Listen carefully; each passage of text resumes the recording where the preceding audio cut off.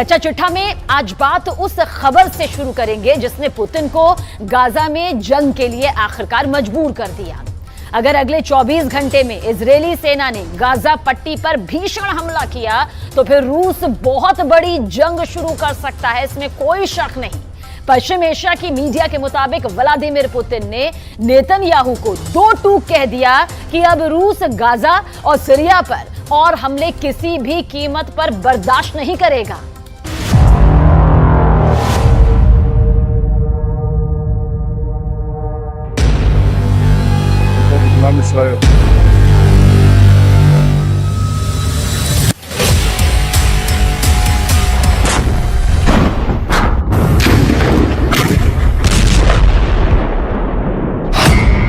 बंद करो गाजा में कदम, पुतिन की जंगी धमकी।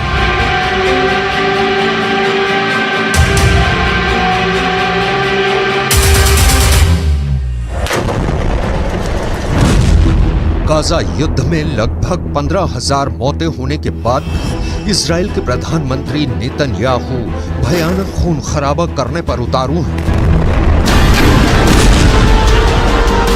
हालात ये हो गए हैं कि पिछले 12 घंटे के अंदर इजरायली सेना ने उत्तरी गाजा में कई जगहों पर सीज फायर को तोड़ते हुए हमास के ठिकानों पर मिसाइलों और ड्रोन से सीधा हमला किया है।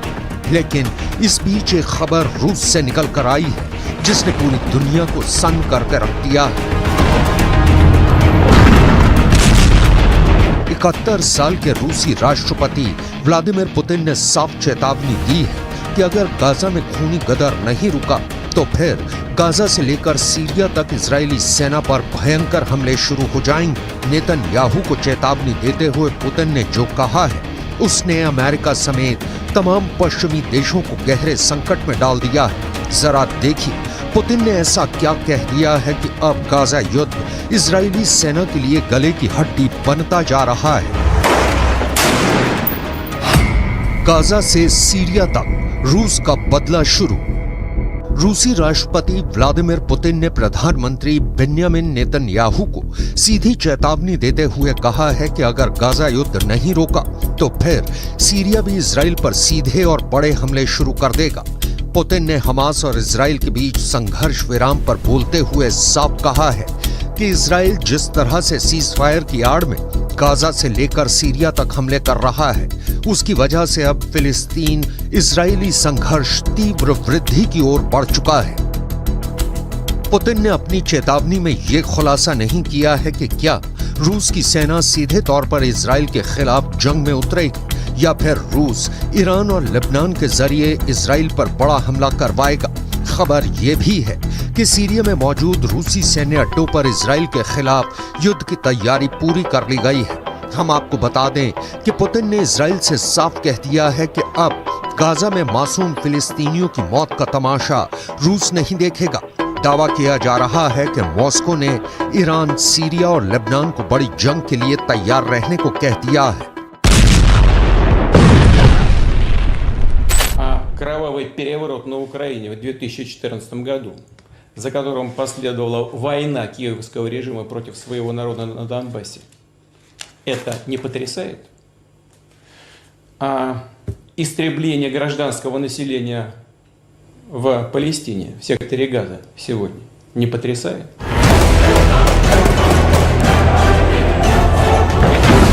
अब आप ये भी जान लीजिए कि जब से हमास और इजराइल के बीच सीज फायर हुआ है तब से उत्तरी गाजा, दक्षिणी गाजा और वेस्ट बैंक में ऐसा क्या हुआ है कि फिलिस्तीनियों और हमास के लड़ाकों को बचाने के लिए पुतिन को सीधे जंग के मैदान में उतरना पड़ा है।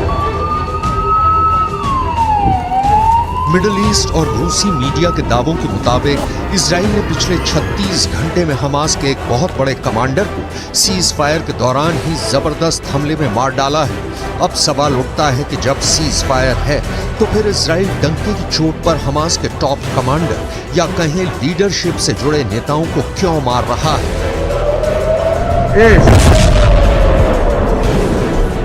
डिफेंस एक्सपर्ट्स के मुताबिक इजरायली सेना की खुफिया एजेंसी मोसाद और शिन बेत के पास हमास के सभी टॉप कमांडर्स की पूरी लिस्ट है जो हमास के हमलों को कंट्रोल करते हैं। यही वजह है कि जैसे ही सीज फायर हुआ, हमास के टॉप कमांडर आगे के हमलों को लेकर मूवमेंट करने लगे, जिसकी भनक मोसाद और शिन बेत को लग गई।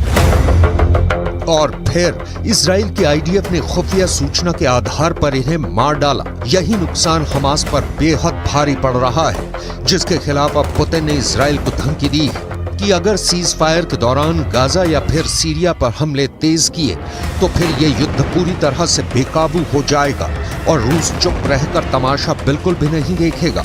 अब आप ये भी जान लीजिए कि सीज फायर के दौरान हमास का कौन सा बड़ा टॉप कमांडर मारा गया है।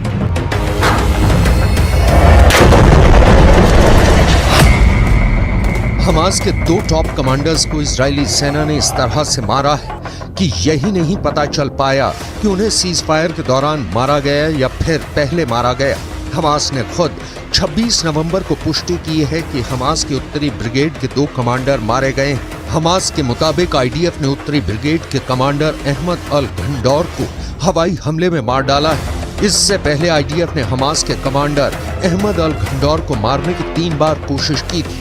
इसके अलावा हमास की उत्तरी ब्रिगेड में रॉकेट डिवीजन के कमांडर आयमान सियाम को भी आईडीएफ मार चुकी है। हमास के मिलिट्री विंग के मुताबिक हमास के कुल 5 सबसे टॉप अधिकारी मारे गए हैं। दावों के मुताबिक ये सभी टॉप कमांडर युद्ध विराम शुरू होने से मारे गए हैं, जबकि कुछ रिपोर्ट में दावा किया गया है कि सीज फायर के दौरान इजरायली सेना की स्पेशल फोर्स ने हमास के 5 कमांडर्स की टारगेट किलिंग की है।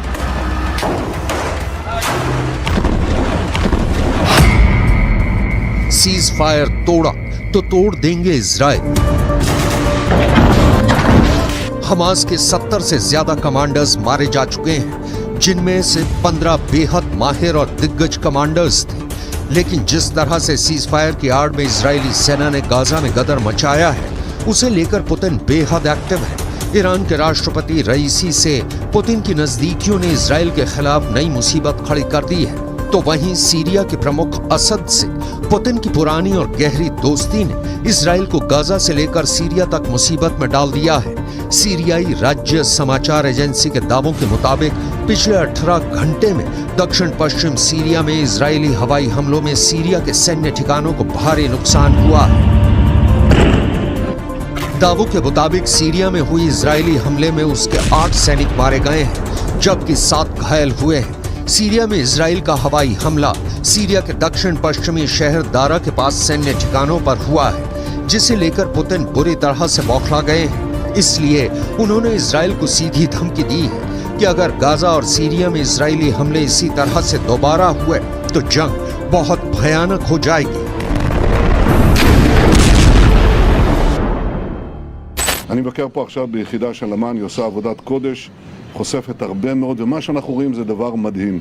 אנחנו רואים בעצם שהתושבים, האזרחים בעזה למעלה, מגנים על כל הטרוריסטים למטה. הם בנו עיר תת-קרקעית להגן על עצמם, והם מקריבים את האזרחים למעלה. זה בדיוק הפוך מצבא הגנה לישראל. צבא הגנה לישראל זה חיילים שמגנים על אזרחים, פה זה אזרחים שמגנים על...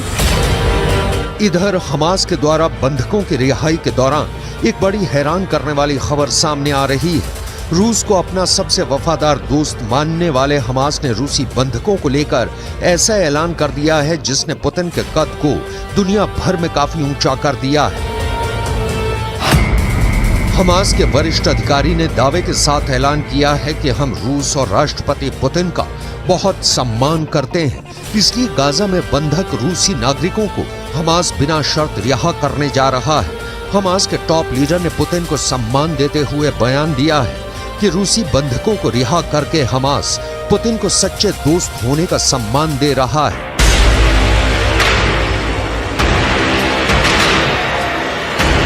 इधर कतर, मिस्र और अमेरिका ने मिलकर इजराइल और हमास के बीच सीज फायर तो करा दिया, लेकिन दिक्कत यह है कि नेतन्याहू और इजराइल के कमांडरों ने साफ कह दिया है कि सीज फायर ना तो इजराइल के बदले को रोक पाएगा और ना ही इजरायली हमलों को। हम हमास का पूरी दुनिया से खात्मा कर देंगे। इधर कुछ मिडिल ईस्ट की मीडिया ने दावा करना शुरू कर दिया है कि गाजा पट्टी में 20,000 से ज्यादा लोग मारे गए हैं, जिनकी संख्या 1967 में इजराइल अरब युद्ध में मारे गए लोगों से कहीं ज्यादा है। दावा तो यहां तक किया गया है कि 1,20,000 से ज्यादा इमारतें गाजा में तबाह हो चुकी हैं। अब ऐसे हालात में दावे किए जा रहे हैं कि रूस गाजा से लेकर सीरिया तक इजरायली हमलों को काउंटर करने का मन बना चुका है, क्योंकि यूक्रेन के युद्ध में पुतिन ने अकेले दम पर नेटो और अमेरिका को थका डाला है और यूक्रेन पुतिन से जंग लगभग हार चुका है। अब ऐसे हालात में पुतिन का हौसला 7वें आसमान पर है, इसलिए वो गाजा से लेकर सीरिया तक इजरायली सेना को मटियामेट करने की तैयारी में जुट चुके हैं।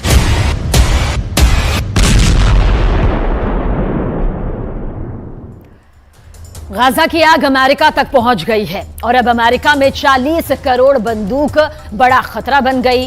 अमेरिका में करीब करीब हर नागरिक के पास बंदूक है। अमेरिका में अब गाजा को लेकर ऐसी बातें फैलाई जा रही है जिससे जो बाइडेन को यह लगने लगा है कि कहीं हमास का अगला हमला अमेरिका में ना बन जाए।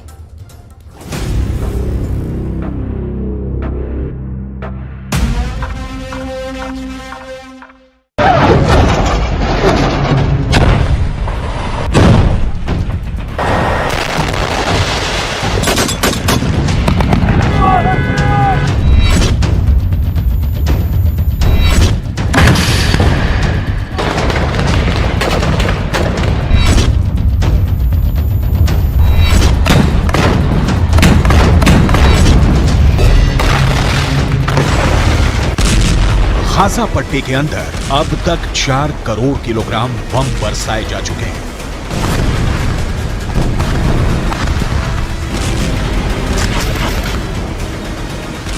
पूरा गाजा पट्टी जलकर राख हो चुका है, लेकिन इस आग ने अमेरिका के सामाजिक ताने बाने को भी जलाकर राख कर दिया है।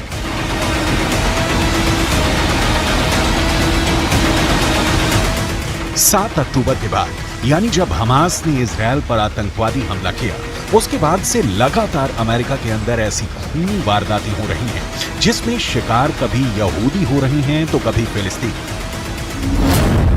अमेरिका की आबादी 32 करोड़ 64 लाख है, लेकिन अमेरिका के अंदर आम लोगों के पास 40 करोड़ बंदूकें हैं। यानी अमेरिका में तकरीबन हर नागरिक के पास कम से कम एक बंदूक अवश्य है।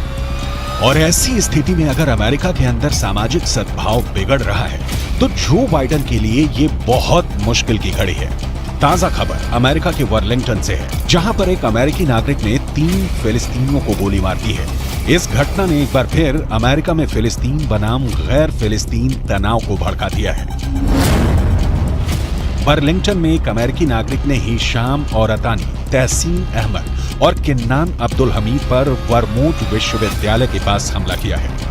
अमेरिका के राष्ट्रपति जो बाइडेन और उनके विदेश मंत्री एंटनी ब्लिंकन लगातार यहूदी पुजारियों, यहूदी नेताओं और मुस्लिम धर्मगुरुओं के संपर्क में हैं। वो लगातार शांति स्थापित करने की कोशिश कर रहे हैं और बयान भी जारी कर चुके हैं, लेकिन इसका कोई असर देखने को नहीं मिल रहा है। अमेरिका में किस तरह फिलिस्तीनियों को गोलियों की बौछार का सामना करना पड़ा है, आपको आगे बताने वाले हैं। लेकिन सबसे पहले आपको अमेरिका के हालिया घटनाओं का पूरा विवरण देते हैं, जिससे ये साफ हो जाता है कि अमेरिका भी अब गाजा की आंच से बच नहीं पा रहा है। ये तस्वीरें अमेरिका की ही हैं, जहां पर एक 6 साल के फिलिस्तीनी बच्चे का नमाज़े जनाजा पढ़ा जा रहा है। ये 6 साल का बच्चा एक अमेरिका के नागरिक के यहाँ किराए पर अपनी मां के साथ रह रहा था, लेकिन इस बच्चे को 71 साल के एक बुजुर्ग ने चाकू से 26 वार करके मार डाला। इस बच्चे के परिवारजनों ने रोते हुए अमेरिका की सरकार से प्रार्थना की है कि जो युद्ध गाजा के अंदर चल रहा है उसको अमेरिका में शिफ्ट ना किया जाए।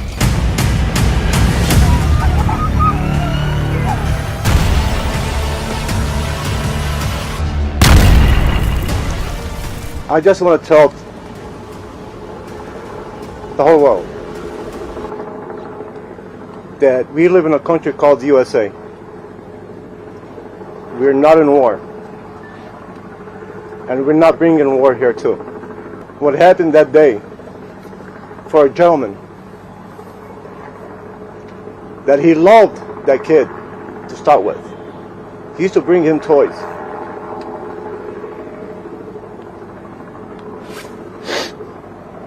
Now I want to ask anybody here, a 71-year-old man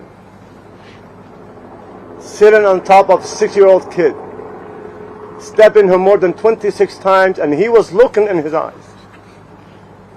You tell me, is that exaggeration? You tell me what type of man he can do that.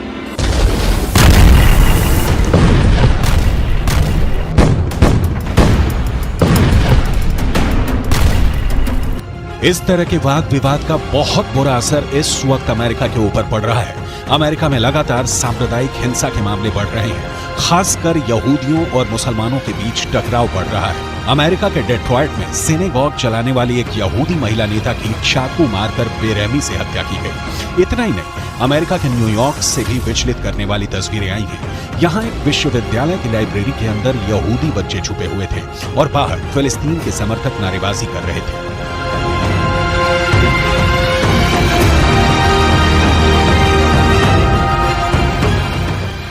America के वॉशिंगटन में फिलिस्तीन समर्थक प्रदर्शन के दौरान एक महिला को ऐसा पोस्टर लिए दिखाया गया जिसमें यहूदियों को पूरी तरह से समाप्त करने जैसा संदेश दिया गया था। अमेरिका के अंदर लगातार हो रहा कत्लेआम और एक दूसरे के खून के प्यासे नजर आ रहे लोग ये बताने के लिए काफी हैं कि अमेरिका किस तरह तलवार की धार पर चल रहा है। बर्लिंगटन का केस अपने आप में बहुत चौंकाने वाला है। जिस वक्त इन तीनों फिलिस्तीनियों को गोली मारी गई, ये तीनों अरबी बोल रहे थे और इनमें से 2 ने फिलिस्तीनी काफिया पहना हुआ था।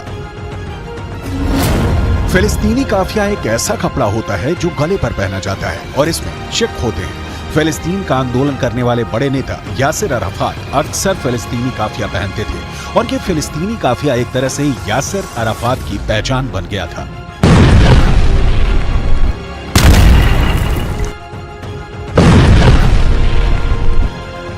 एक ब्रिटिश एक्टर और प्रेजेंटर इस्लाह अब्दुल रहमान फिलिस्तीन के लोगों के लिए सहानुभूति व्यक्त करने के लिए फिलिस्तीनी काफिया पहना था। ठीक ऐसा ही काफिया 2 फिलिस्तीनियों ने भी पहना हुआ था जिन पर गोलियां चली हैं। इसका मतलब साफ है कि गोली मारने वाले शख्स अमेरिका के नागरिक जेसन जे ईटन ने ये जानते हुए इन्हें गोली मारी कि ये फिलिस्तीन लिस्ट एनी मूल के नागरिक हैं। We have a lot more to do, however. Even with this arrest, we are still working. There is more investigation to be done, and that includes trying to determine motive. We still do not know as much as we want to know. But I would urge the public and you in the media to avoid making conclusions based on statements from people who know even less than we currently do. We are working hard to find out this information, and we are nowhere near the end of this investigation. Jason J Eaton को गिरफ्तार कर लिया गया है और उन पर case चलाया जा रहा है। अमेरिका की पुलिस लगातार जेसन जो ईटन के बैकग्राउंड को तलाश रही है। करीब 50 साल का जेसन एक किसान है और मुख्य तौर पर उसका पेशा खेतीबाड़ी है, लेकिन वो सोशल मीडिया पर भी एक्टिव है और वो फिलिस्तीन का समर्थन करने वाले अमेरिका के नेताओं के खिलाफ कई टिप्पणियां कर चुका है। अहम बात यह भी है कि जहां पर जेसन ने 3 फिलिस्तीनियों को गोली मारी है, वो जगह उसके अपार्टमेंट के पास ही है। जहां ये तीनों फिलिस्तीनी पढ़ते हैं, वो जगह भी अपार्टमेंट के पास है। क्या ये इलाका फिलिस्तीनियों के प्रदर्शन से प्रभावित रहा है, इसकी भी जांच की जा रही है। हमास के कमांडर याह्या सिनवार ने इजरायल को फिर से डरा दिया है। सिनवार ने इजरायल की भाषा में ऐसी बात कह दी कि बेन्यामिन नेतन्याहू बहुत टेंशन में है। दरअसल बंधकों की रिहाई के बाद अब कहा जा रहा है कि हमास ने इजरायल के सिर्फ 60 बंधक ही नहीं छोड़े, बल्कि इजरायल को 60 बार हरा भी दिया है।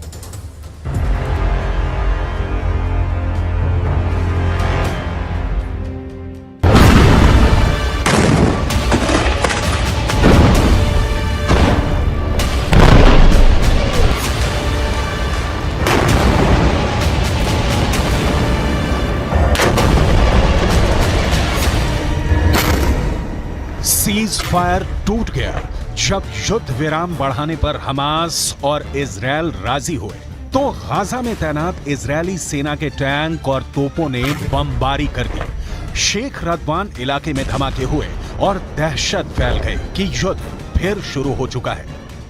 इजरायल फिर टनों टन बम गाजा पर गिराएगा, फिर इमारतें ढहती जाएंगी और हजारों लाशों को मलबे से निकालने का काम फिर शुरू हो जाएगा, जिसमें बच्चे होंगे, महिलाएं होंगी, बुजुर्ग भी होंगे, क्योंकि नेतन्याहू तो पहले ही कह चुके हैं कि जब तक हमास बाकी है, युद्ध बाकी है और गाजा की तबाही जारी रहेगी।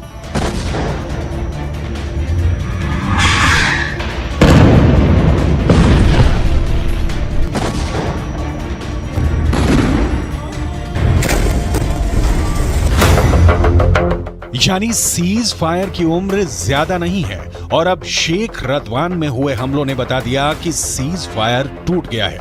युद्ध फिर शुरू होगा और हमास इस बार बिल्कुल नहीं बचेगा।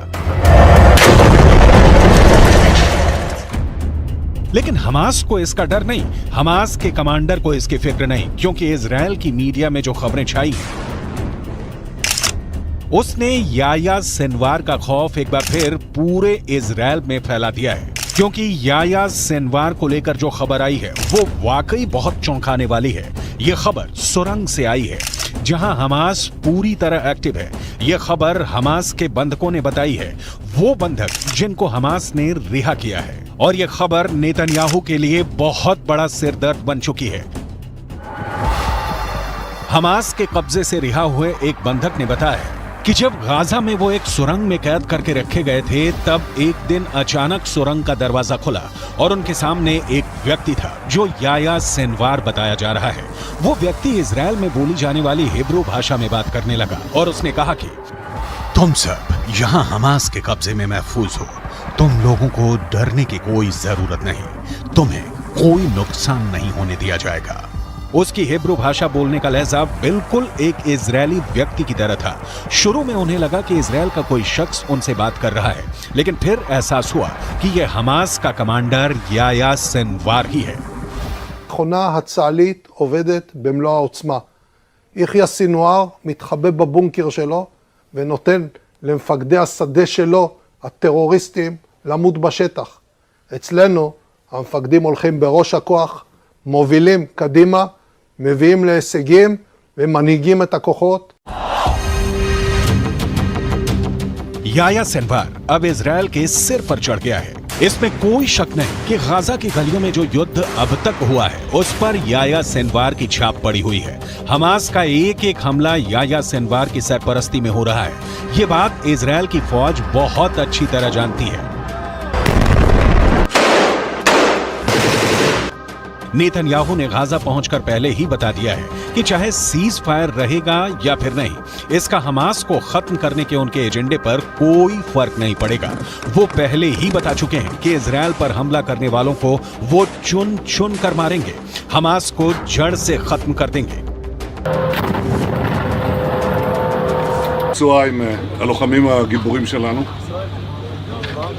אנחנו עושים כל מאמץ להחזיר את חטופינו ובסופו של דבר נחזיר את כולם. יש לנו 3 יעדים במלחמה הזאת. לחסל את החמאס, להחזיר את כל חטופינו ולהבטיח שעזה לא תחזור להיות איום למדינת ישראל.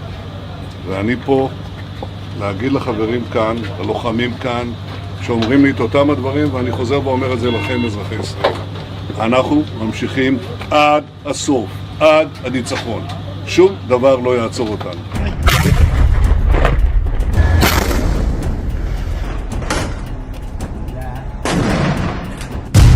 यानी हमास का पक्का इलाज होगा, हमास को पूरी तरह खत्म कर दिया जाएगा। इसकी 100% वाली गारंटी नेतन्याहू बार बार दे रहे हैं। गाजा में सीज फायर करके इजराइल को वक्त मिला, उसकी सेना को वक्त मिला, हमास को भी वक्त मिला। दोनों तरफ अपनी ताकत को फिर से जुटाने का काम हुआ होगा ताकि युद्ध के अगले चरण को और खतरनाक बनाया जाए। लेकिन इन सबके बीच सबसे बड़ा चैलेंज याह्या सिनवार बन चुका है। याह्या सिनवार जब तक जिंदा है, नेतन्याहू जीत का दावा नहीं कर सकते। नेतन्याहू को जब से पता चला है कि याह्या सिनवार सुरंगों में घूम रहा है और बंधकों से मुलाकात करके उनसे सीधे बात कर रहा है, तब से नेतन्याहू की बेचैनी बढ़ गई है। इसका मतलब साफ है कि याह्या सिनवार जिंदा है। याह्या सिनवार युद्ध को कंट्रोल कर रहा है। याह्या सिनवार बता रहा है कि इजराइल का एक एक बंधक उसके रहमो करम पर जिंदा है। यही बात इजराइल को बहुत परेशान कर रही है।